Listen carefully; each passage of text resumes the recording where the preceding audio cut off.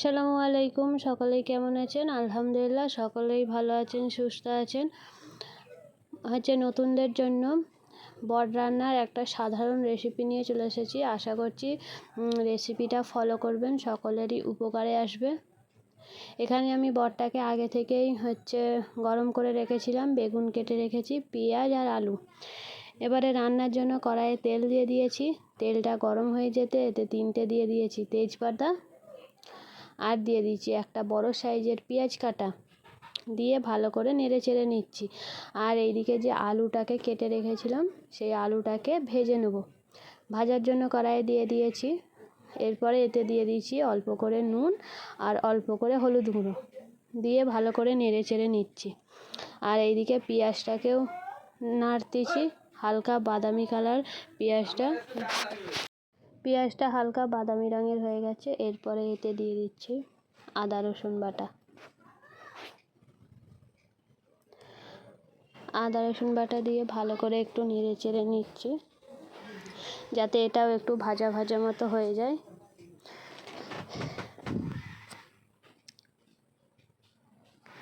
এরপরে এতে দিয়ে দেবো অল্প করে দিয়ে দিচ্ছি হলুদ গুঁড়ো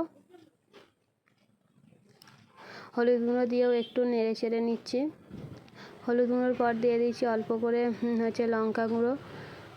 লঙ্কা গুঁড়োর পর দিয়ে দেবো একটু পানি দিয়ে দিচ্ছি, কারণ পেঁয়াজটা না হলে একটু চুঁয়ে মতো যাবে, পুড়ে যাচ্ছে, তাই একটু করে পানি দিয়ে দিয়েছি। পানি দিয়ে কষে নিয়েছি। এরপরে এতে দিয়ে দিচ্ছি অল্প করে লবণ। বটে সে যখন গরম করা হয়েছিল বটটা, তখন একটু নুন দিয়ে দিয়েছিলাম, তাই তরকারি করার সময় অল্প পরিমাণ নুন দিয়ে দিচ্ছি। এরপরে এটাকে পানি দিয়ে ভালো করে কষে নিয়েছি। কষার পরে যে বটটা গরম করা ছিল সেটা এর মধ্যে ঢেলে দিচ্ছি।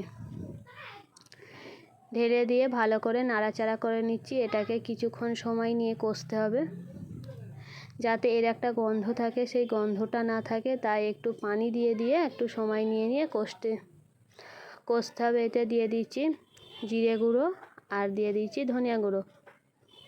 তারপরে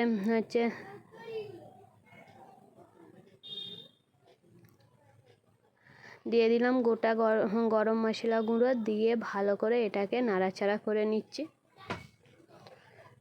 যত তরকারি কষে রান্না হয় তার স্বাদই আলাদা হয়, তাই এটাকে ভালো করে কিছুক্ষণ সময় নিয়ে পানি দিয়ে ভালো করে কষে নিচ্ছি।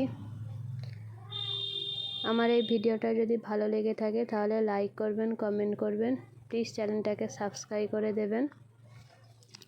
আর অবশ্যই আপনাদের মতামত জানাবেন কমেন্ট বক্সে, কেমন হলো রেসিপিটা। কিছুক্ষণ কষার পরে এবারে যে আলুটা ভেজে রেখেছিলাম সেই আলুটা এর মধ্যে দিয়ে দিচ্ছি।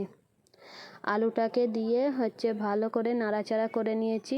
এরপরে যে বেগুনটা কেটে রেখেছিলাম, বেগুনটা তো গলে যাবে, তাই বেগুনটা আমি শেষেই দিলাম।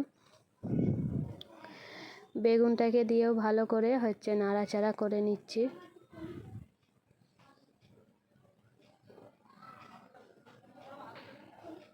কিছুক্ষণ সময় নিয়ে মশলাটাকে কষতেছি, যাতে বেগুন, আলু আর বটের মধ্যে মশলাটাকে ভালোভাবে মিশে যায়। তাই একটু অল্প করে পানি দিয়ে আলু বেগুন আরে কষা বেগুন একদম গলে যায়, তাই বেগুন শেষে দেওয়াই ভালো। কিছুক্ষণ ছাড়াই কষতে হবে, না হলে তলায় বসে যেতে পারে। তাই কিছুক্ষণ কষে নিয়ে এরপরে পরিমাণ অনুযায়ী আমি পানি ঢেলে দিয়েছি। পানি ঢেলে দেওয়ার পর এটাকে ঢাকনা দিয়ে দেবো, ফোটার জন্য অপেক্ষা করব, যাতে আলু আরে ভালো করে সেদ্ধ হয়ে যায়।